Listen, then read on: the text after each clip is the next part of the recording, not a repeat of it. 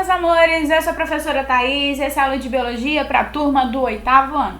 Na aula de hoje nós vamos concluir o nosso estudo sobre o sistema sensorial, os nossos 5 sentidos. A gente começou o sistema sensorial na aula anterior, ok? Na aula de quarta-feira. E na aula de hoje a gente vai concluir, lembrando que esse conteúdo está no módulo 15, que fala sobre os caminhos do impulso nervoso. Bora lá? Porque hoje nós temos 3 sentidos para bater um papo. E a gente vai começar pelo paladar. Amor, o paladar é responsável por nós sentirmos o sabor da comida. Não é o gosto. Gosto e sabor é diferente, tá bom? Sabor. E aí, ai, cadê meu ponteiro? Vem cá, ponteiro. Eu vou botar a caneta. Então, sabor, nós temos 5 sabores. O doce, e o sabor doce a gente absorve ele, identifica ele com mais facilidade na pontinha da língua, tá bom? Temos o sabor azedo, que identificamos na lateral da língua. O salgado, que a gente sente na beiradinha da língua. O amargo, que a gente sente lá no fundo, sabe? Quando você come uma coisa amarga, tipo remédio, que por mais que você enfie a escova de dente não dá pra tirar, porque é lá no fundo. E amor, tem o umami. O umami, ou unami, você vai encontrar essas duas nomenclaturas, é simplesmente gostoso. Sabe aquela coisa que você come de que... Ai, que coisa gostosa. É o umami. Ela está relacionado à união dos outros sabores com algumas sensações ou alguns registros emotivos daquilo que você está comendo. É claro que esses sabores a gente sente através de uma estrutura específica que tem na nossa língua, que são as papilas gustativas. Sobre essas papilas a gente tem algumas. Então aqui nesse desenho embaixo nós temos algumas informações sobre a nossa língua. Você já viu a sua língua no espelho? Já viu que ela tem umas bolinhas? E que em alguns lugares essas bolinhas parecem que são maiores? E que tem umas bolinhas que são redondas e umas que são achatadinhas? Pois é. Essas bolinhas que são as suas papilas gustativas e elas são responsáveis por identificar os sabores. Aqui no dorso da língua, ou seja, na parte de cima, nós podemos encontrar nas laterais da metade para frente as papilas fungiformes. Elas são chamadas assim porque elas se parecem com fungos, tipo cogumelo, champignon da vida, tá? Mas é porque ela tem essa cabecinha redondinha. As foliadas estão na lateralzinha, mas na lateral lá do fundo, tá certo? Essas foliadas, elas têm um nome porque parece com o quê? Tadadadam! Folhas! Achatadinha assim, ó. Aí nós temos as circunvaladas. Olha só. Elas são mais arredondadas, elas são maiores que as fungiformes. E elas parecem umas bolonas, assim, comparado à fungiforme, que são bolinhas. As bolinhas redondinhas, assim, bem redondinhas assim em cima. E aí a circunvalada não, parece uma bola achatada, assim, ó. Você consegue identificar elas só olhando a sua língua no espelho. Vale lembrar que se você não estiver olhando ela, talvez é porque a sua língua está suja. E tem que limpar. As tonsilas palativas estão aqui, ó, lá atrás, onde a gente tem o sabor amargo identificado, eu tenho as tonsilas linguais. E aí, quando a gente engole, tem a epiglote. Amor, a língua é um músculo que vem até aqui. Enorme, não é? Vamos ver algumas curiosidades sobre a língua? Bem, Sabia que ela mede, em média, 10 centímetros de comprimento? Amor. É isso aqui, ó. Te falei, gente, é enorme. E olha, ela é uma das partes que cicatriza mais rápido do nosso corpo. Ela cicatriza muito rápido. E tem mais. A gente não dá ponto na língua. Então, se cortou a língua, deixa juntinha para poder cicatrizar. É por isso que quando aquele povo faz aquela língua bifurcada, corta assim, e aí separa. Quem faz a língua bifurcada, corta aqui no sulco mediano. Isso é possível, sim. Ele vai cortar aqui no sulco mediano, até uma determinada profundidade. E aí ele fica com 2 linguacinhos do língua. E ele tem controle muscular voluntário, porque a língua ela mexe porque a gente quer. E aí a pessoa aprende a mexer assim, ó, a língua. Um de cada lado. Te contar, se ele se arrepender depois não tem o que fazer mais não. Cortou e bifurcou, já era pra vida toda. Enfim. Tem quem ache legal. Há mais de 600 tipos de bactéria na nossa boca. Em 1 mililitro de saliva podem existir até 1 milhão delas. Nem todas são más, por favor. Cerca de 50% das bactérias da boca vivem na superfície da língua. Por isso é muito importante que quando a gente escova o dente, a gente esfrega a língua.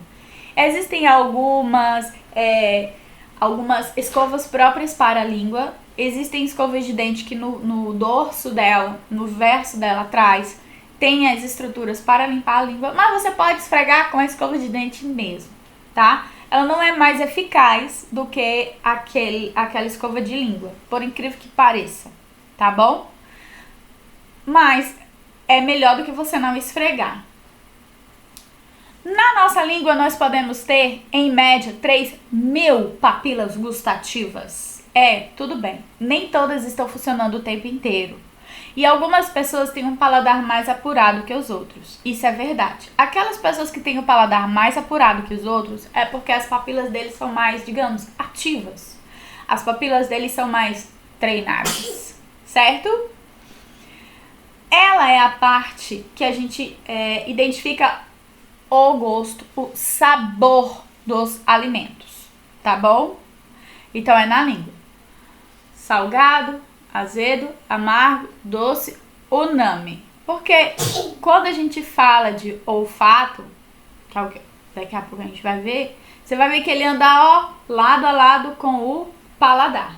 Assim como as impressões digitais, a impressão da língua da pessoa é única. Ainda bem que a gente não tira a identidade da língua. Já pensou? Pegar um carbono. Vamos lá! A língua. Aí passa o carbono. Agora lambe aqui. Pei. Não ficou bom. Passa mais. Já pensou quando a gente... Você já tira a identidade? Quando ele bota assim, ó. Você tá botando o dedo, aí ele vem, aperta o seu dedo e ainda faz assim. Já pensou isso na língua? Eu estou pegando a sua língua. Então, a sua língua é única, suas papilas são únicas, elas são só suas. A forma como ela se organiza é única, mas ninguém tira a impressão digital da língua. Não seria impressão digital, seria impressão lingual. Ou digital da língua. Enfim, não sei. E olha só, por mais que digam o contrário, a nossa língua é mais curta do que a dos homens. Viu? O tamanho da língua não está relacionado ao tamanho do fuxico. Pei. O olfato. A gente sente por onde? Pelo nariz. Então, no nosso nariz, os gases ou as partículas entram pela nossa cavidade nasal, chegam nas fibras nervosas olfativas que estão ali em cima. Olha como elas são bonitinhas, gente do céu. Está aqui o epitélio, certo? E aqui são as terminações nervosas que vão capturar essas informações, mandar para o bulbo olfativo. E aqui é o bulbo olfativo, ó. para depois ir pro nervo olfativo, ok? Olha só que caminho louco. Quando você tá gripado, o que que acontece? Você tá vendo aqui as células da sua mucosa? Essas coisinhas azuis são as células da sua mucosa. E aí elas ficam irritadas, inflamadas. E elas acabam cobrindo a pontinha da sua fibra nervosa olfativa.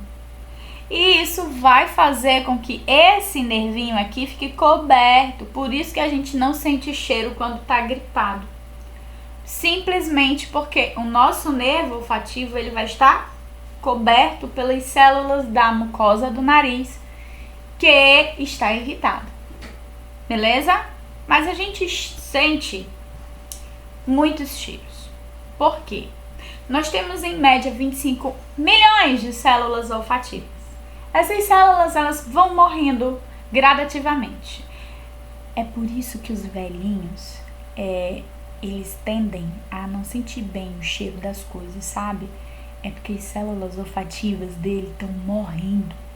E aí, vamos dizer que a gente identifique uma média de 1.500 cheiros diferentes. Quando a gente é velhinho, isso vai caindo até chegar em 500. Chegando em 500, às vezes, eles não conseguem nem sentir um cheiro muito forte de pum. Sabe aquele pum matador? O velhinho tá sentindo de boa, porque ele não sente o cheiro. A mesma coisa acontece com o paladar. Por isso que o paladar dos velhinhos, você vai ver, ele tem o hábito de comer comidas mais estranhas. É porque, na verdade, ele diminuiu as sensações gustativas dele. O olfato e o paladar, então, vão, diminuindo. Do mesmo jeito que ele vai diminuir por conta da idade, existem pessoas que no caminho oposto têm um olfato bem mais apurado. Ai, olfatos apurados. Sabe, eu conheço uma pessoa que ele identifica numa panela de pressão em cima do fogão pelo cheiro que sai do apito se é frango, galinha ou galo. Eu não identifico nem comendo. Fazer o que, né? Isso só é uma deixa de que o meu olfato não é tão desenvolvido quanto o dele. Apesar dele ser homem, eu ser mulher, e o olfato feminino ser mais apurado. Que o digam as mulheres casadas, né? De quem é esse perfume? O pobre do homem. Que perfume, mulher? Ai, amor, sim, o nosso olfato é melhor. Os recém-nascidos conseguem identificar o cheirinho da mãe assim que nascem. Olha que fabuloso. Todas as pessoas têm um cheiro próprio e característico. Muitas vezes a gente se engana ou é enganado por conta do perfume.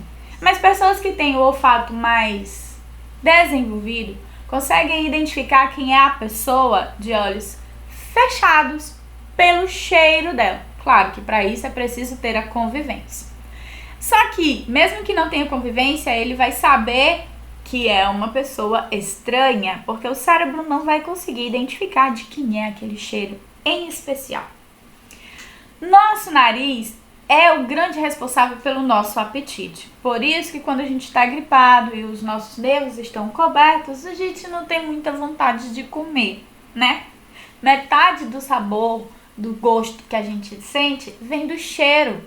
Metade do cheiro, metade do paladar. É tão importante sentir o cheiro dos alimentos. E o nosso olfato estimula a memória. Quem é que não tem aquela comida que lembra da infância? Que na verdade ela tem um sabor de infância gostoso. Porque ele vem enriquecido de várias outras informações. Não é só se é doce, salgado, azedo ou amargo.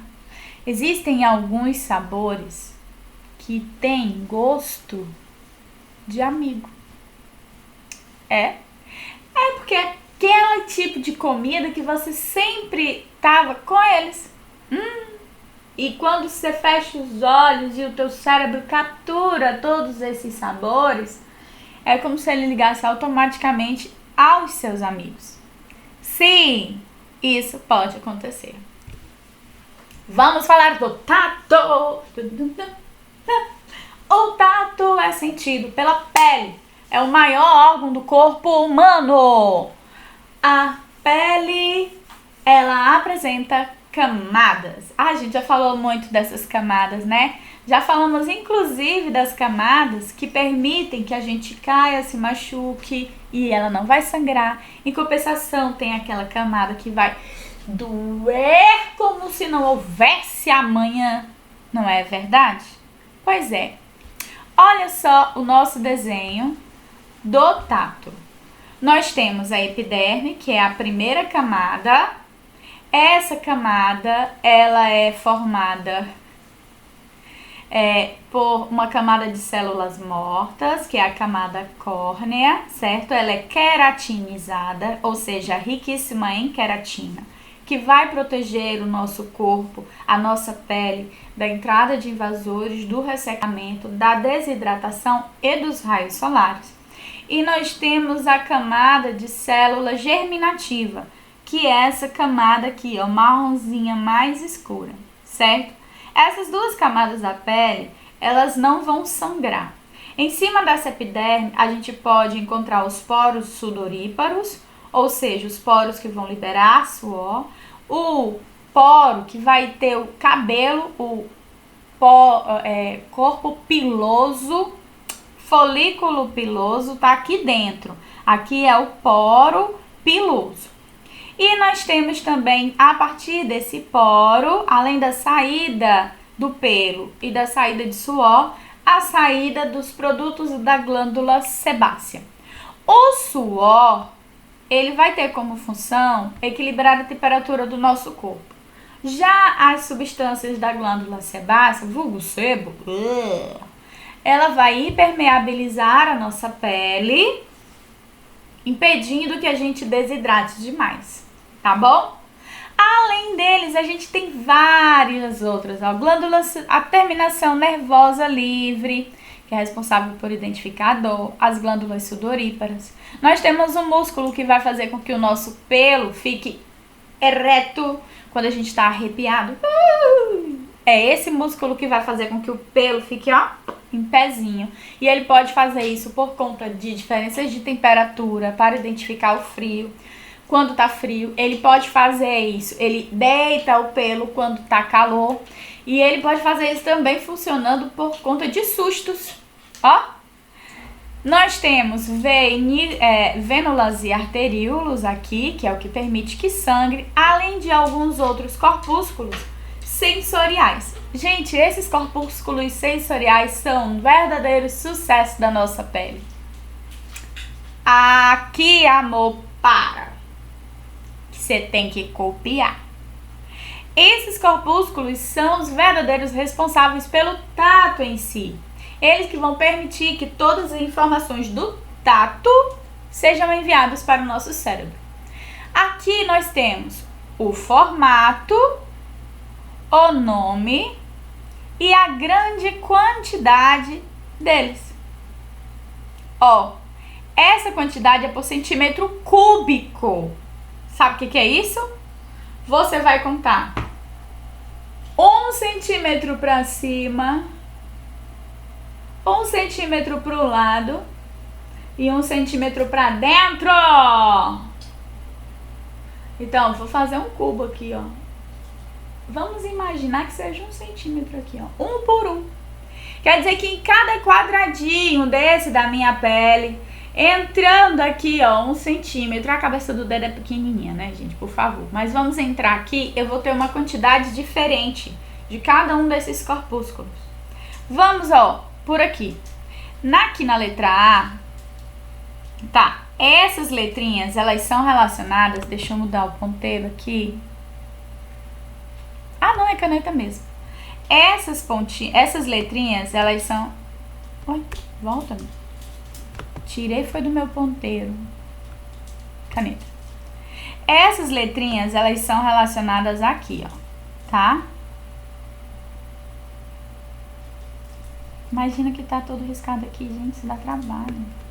Então, essas letrinhas estão relacionadas lá embaixo. Então, na letra A, nós temos o receptor do tato. das pressões do contato, nós temos 25 desses receptores a cada centímetro do nosso corpo. Um por um. Entendeu? Aí nós temos aqui, ó, na letra B, o receptor de pressão. Ou seja, não é porque tocou, é porque pressionou. Tá beleza? Esse receptor de pressão, ele varia muito dependendo da região do nosso corpo. Porque nós temos, digamos assim, regiões do nosso corpo que são mais sensíveis à pressão do que outras. Sendo assim, ele vai ter mais corpúsculos de pressão, receptores de pressão do que outras partes do nosso corpo. O receptor de dor é esse aqui, ó. Parece uma árvorezinha, gente, uma bagatela bem basiquinha, de 200 unidades a cada centímetro cúbico. Por isso que quando dói, dói.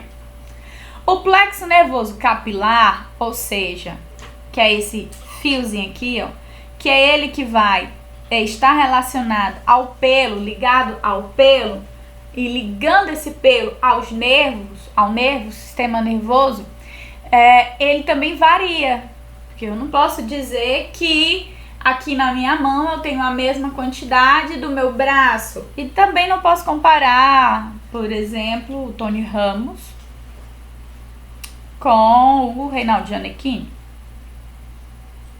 Se ele é plexo capilar, quer dizer que quanto mais pelo, mais vai ter. É um dado muito variável.